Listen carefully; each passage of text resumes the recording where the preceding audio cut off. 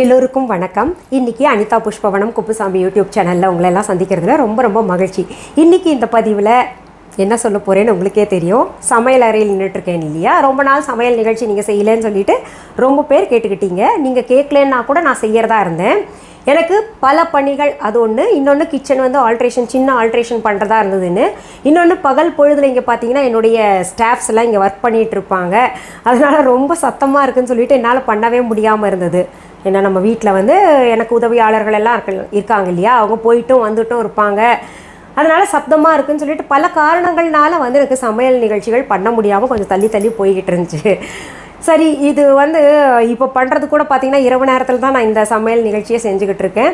என்னால் முடிஞ்ச அளவுக்கு உங்களுக்கு சீக்கிரத்தில் இனிமேல் பதிவு கொடுப்பேன். இன்றைக்கி இந்த பதிவில் பார்த்திங்கன்னா நான் 30 நாளுக்கு 30 குழம்பு செஞ்சு காமிக்கிறேன் அப்படின்னு சொல்லியிருந்தேன் இல்லையா. அதன் தொடர்ச்சியாக இன்றைக்கி நான் செய்ய போகிறது பார்த்திங்கன்னா தக்காளி குழம்பு.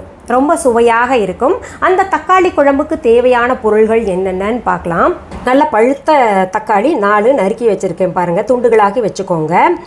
அடுத்தது இங்கே பாருங்கள், 2 உருளைக்கிழங்கும் 1 முள்ளங்கி மணத்துக்காகவும் நறுக்கி தண்ணியில் போட்டு வச்சுருக்கேன். அடுத்தது துருவிய தேங்காய் 5 டேபிள் ஸ்பூன், அதாவது என்னுடைய கப்பில் 3/4 கப் வந்திருக்கு, 5 டேபிள் ஸ்பூன் எடுத்துக்கோங்க. அடுத்தது கொத்தமல்லி இலைகள். அடுத்தது காய்ந்த மிளகாய் 10. அடுத்தது கறிவேப்பிலை இலைகள். அடுத்தது பார்த்திங்கன்னா சோம்பு 2 டீஸ்பூன் நல்லா நிறச்சி எடுத்துக்கோங்க.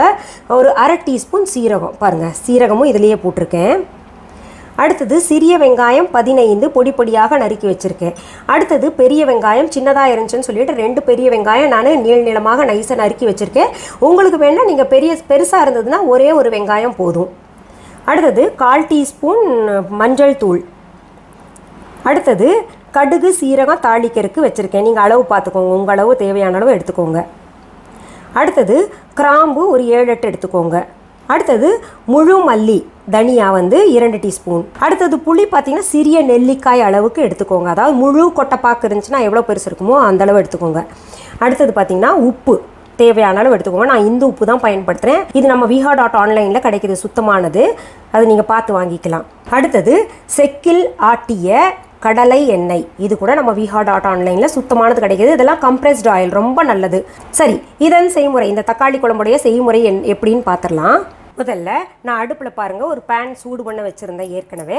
அதில் போதுமான அளவுக்கு எண்ணெய் ஊற்றிக்கலாம். இப்போ நம்ம மசாலா பொருள்கள் எல்லாம் வறுக்க போகிறோம்.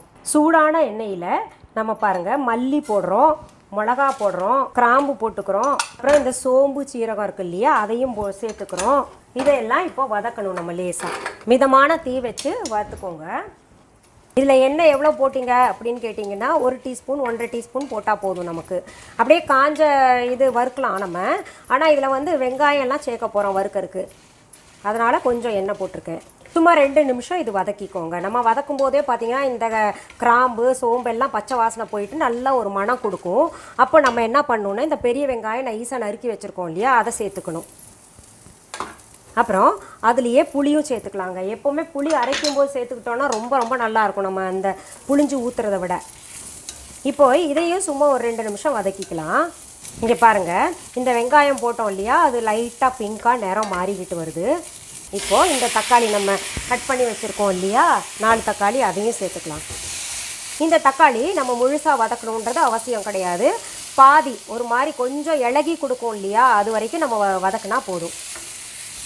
இப்போ பாருங்கள், நம்ம தக்காளி போடும்போது நல்லா பெருசாக இருந்தது இல்லையா, இப்போ கொஞ்சம் பாருங்கள் அழுத்துனா இப்படி அழுந்தணும். இப்போது அழுந்தது இல்லையா, இப்போ நம்ம அடுப்பை அணைச்சிடலாம். அந்தளவுக்கு தக்காளியும் வதக்கினா போதும். நம்ம இந்த அடுப்பு எரிய விட்டுக்கிட்டே துருவின தேங்காயை சேர்க்கக்கூடாது. நான் பல முறை சொல்லியிருக்கேன். ஏன்னா அது கொலஸ்ட்ராலாக மாறும். அதனால் கொஞ்சம் நம்ம ஆற விட்டுக்கிட்டு இதில் தேங்காயை சேர்த்து இப்போ அரைச்சி எடுக்கலாம். ஆனால் அந்த தேங்காய்க்கு இருக்கிற பச்சை வாசனையும் போகணும் இல்லையா, அதனால் லேசாக சூடாக இருக்கும்போது நம்ம தேங்காயை சேர்த்துக்கலாம். இப்போது கொஞ்சம் ஆறினோடனே நான் துருவின தேங்காயை சேர்க்குறேன். இதை நல்லா ஒரு பெரட்டிக்கலாங்க. நான் இப்போ கையில் அணிஞ்சிருக்கக்கூடிய சூடு தாங்கக்கூடிய க்ளவுஸ் கேட்டிருந்தீங்க நிறைய பேர். நம்ம viha.online 3 விதமானது போட்டிருக்கோம். இது பார்த்திங்கன்னா எப்படின்னா, இந்த உள்ளங்கை இருக்கு இல்லையா, இதில் இப்படி போட்டு இப்படி மாட்டிக்கிறது. 2 கைகளுக்கும் இப்படி போட்டு மாட்டிட்டு நம்ம எவ்வளவு சூடு இருந்தாலும் இப்படி எடுத்துக்கலாம். இதே மாதிரி இன்னும் 2 வகையாக போட்டிருக்கோம், அது பாருங்கள். ஏன்னா நிறைய பேர் கேட்டுக்கிட்டு இருந்தீங்க, எனக்கு நினைவு வரும்போது அதையும் நான் நினைவுபடுத்திடுறேன் உங்களுக்கு. இப்போ இது ஆற விடணும். நம்ம ஆற விட்டுட்டு நல்லா நைஸாக அரைச்சி வச்சுக்கோங்க. இப்போது இது நல்லா ஆறிடுச்சு. நான் மிக்ஸி ஜாரில் போட்டுக்கிறேன். போட்டு நல்லா நைஸாக அரைச்சிருங்க. தக்காளி தண்ணி விடும், அதனால் நமக்கு தண்ணி வேணுமான்னு பார்த்து சேர்த்துக்கலாம். பாருங்கள், நல்லா நைஸாக அரைச்சிட்டேன். அதில் கொஞ்சம் தண்ணி சேர்த்து நான் அரைச்சிருக்கேன். அடுப்பில் நான் குக்கர் சூடு பண்ண வச்சுருக்கேன். அதில் போதுமான அளவு எண்ணெய் சேர்த்துக்கலாம். தாளித்து கொட்டணும் இல்லையா, அதுக்கு சேர்த்துக்கலாம். சும்மா ஒரு 2 டீஸ்பூன் போல் போட்டுக்கோங்க. எண்ணெய் சூடாயிடுச்சு. அதில் கடுகும் சீரகமும் போட்டு தாளிச்சுக்கிறேன். அடுத்தது சின்ன வெங்காயம், கறிவேப்பிலை, ரெண்டையும் போட்டு நல்லா வதக்கிக்கலாங்க.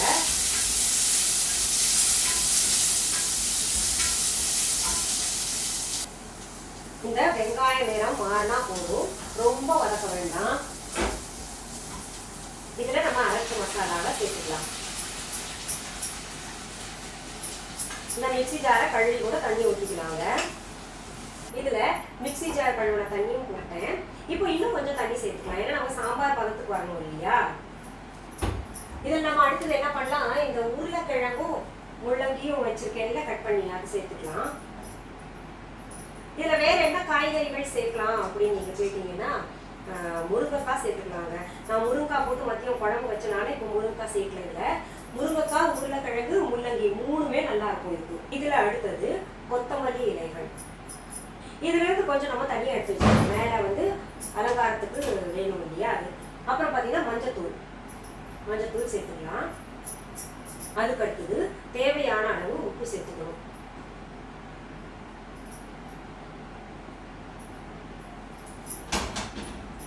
சின்ன இத்தினூண்டு ஸ்பூன், அதனால 2-3 தடவை போட்டேங்க. அதனால உப்பு அதிகமாக போடணும்னு நினைக்காதீங்க. நல்லா கலந்து விட்டு உப்பு பார்த்துட்டு குக்கர் விசில் எடுத்துக்கோங்க. அதாவது இந்த உருளைக்கிழங்கு வேகணும் இல்லையா, அதனால நம்ம ஒரு 2 அல்லது 3 விசில் எடுத்துக்கலாம்.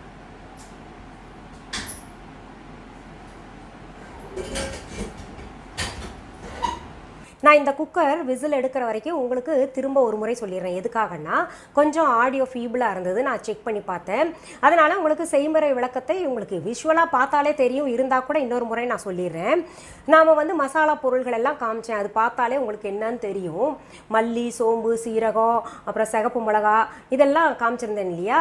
அந்த பொருள்கள் எல்லாம் எண்ணெய் ஊற்றிட்டு வதக்கிட்டு பிறகு நம்ம தக்காளி, வெங்காயம் எல்லாம் சேர்த்து வதக்கிக்கிறோம். அப்புறம் புளியும் அதிலே போட்டு வதக்கிக்கிறோம். தேங்காயும் சேர்த்துக்கிறோம்.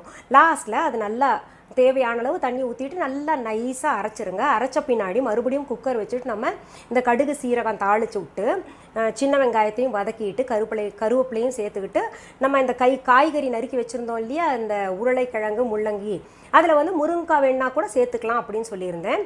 அதையெல்லாம் சேர்த்துட்டு 3 விசில் வர்ற வரைக்கும் இப்போது விசில் வச்சுருக்கேன். அந்த விசில் வர்றதுக்காக காத்துக்கிட்டு இருக்கேன். இப்போது இந்த குக்கர் 3 விசில் கொடுத்துருக்குங்க. 3 விசிலில் நான் அடுப்பை அணைக்கிறேன்.